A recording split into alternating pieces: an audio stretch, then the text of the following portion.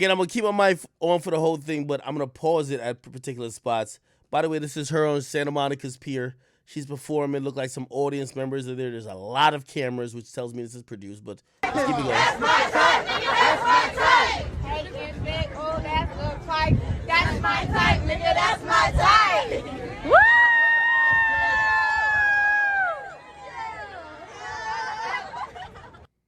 Okay.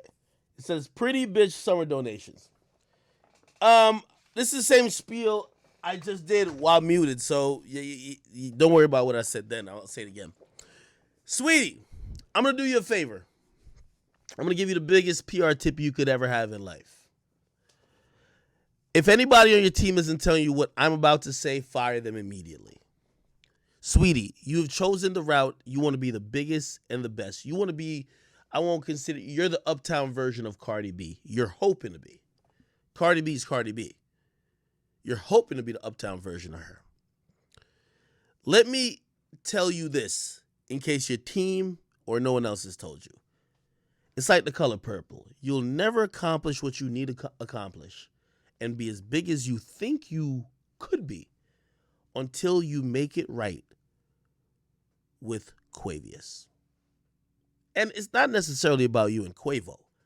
It's about the people you isolated in trying to play Quavo. Niggas hate you. Men who ain't simps. Men who ain't impressed by how fat your ass is. Niggas who really don't give a fuck about some of the shit and how beautiful you look, which you are beautiful. But those are the same people that when this clip is posted, I see them slandering you constantly.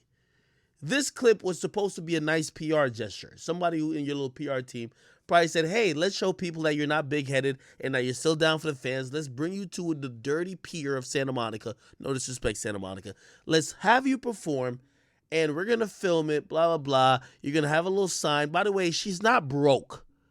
She's not broke. She has more monthly listeners on Spotify than the whole Migos currently. I know this as a fact. She's not broke. She doesn't need to perform. I know it's great jokes like, yo, Quavo took back the Bentley. She's performing for tips. She's not broke. This was a attempt to humanize her, to make it seem like she's not just this overproduced, lit chick that no one could relate to. This is the chick who is still down to hop up on a mic with a boombox connected to it and perform in front of a crowd on the pier. She's regular. Now, it doesn't work like that. Look on the Shade Room, look on my page, look on any page that posted this, they all slandered Saweetie. Now, Saweetie, I'm giving you priceless advice right here because I don't personally have anything against you. But I could see what you're trying to do and I could see what's going to happen. The reason why people are slandering you is because they watched a very public situation with you and they feel like you're manipulative. They feel like you tried to down and end a man's career to bring up your own. You need to speak on that. Whether it's an interview, whether it's a documentary, I don't care how you do it. But niggas hate you. I'm telling you the facts. The majority of dudes that are watching who they like, again, remove the sexual urge. Like, I get it. A lot of women appeal to sexual urges of dudes. So, like, if you look good, they like you.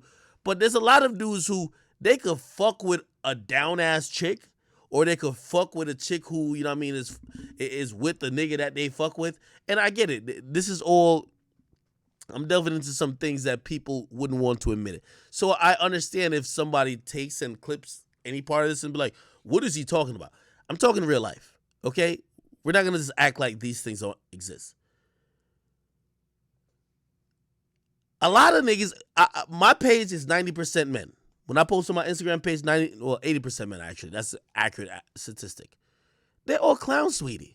They look at Saweetie like she's like a joke. They don't even, she can have the hottest song in the world. They don't even take it seriously. It's all because of her actions and how people are perceiving her and how people are perceiving her actions with someone who they either may like or may think to represent them. I think she needs to speak to that a bit. I don't know if it's an interview. I don't know what it is. But I'm telling you right now, Every time one of these clips come out, which is, by the way, somebody thought of this in her label board meeting or her marketing meeting, like, oh, this will get people to like you, sweetie. It backfires.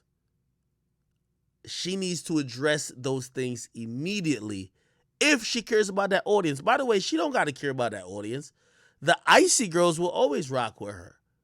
But if you do care about that audience, immediately you need to address it.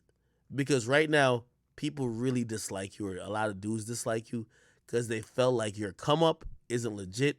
They feel you're a fraud. They feel like you're pretty much a ventriloquist who sang remixes and remakes of already songs that we already like. And then when you still couldn't get enough fame off of that, you saw people who we definitely consider legends, the Migos. And obviously you was with the Beyonce of the group, if we're going to call it that. No offense, Offset. And you then try to sink his career, kinda, to uplift yours. Nobody's going to like you for that. Likability is something that Meg Thee Stallion and Saweetie could work on. And whatever PR team they got going on, maybe they're both just picking to say, fuck niggas, and we're just going to lean into this, hot girl summer or icy girls like type of thing. But I personally think you could have both. But it's actually learning to deal with the other side. Anyway, I don't want to get too much into that. Doge is down.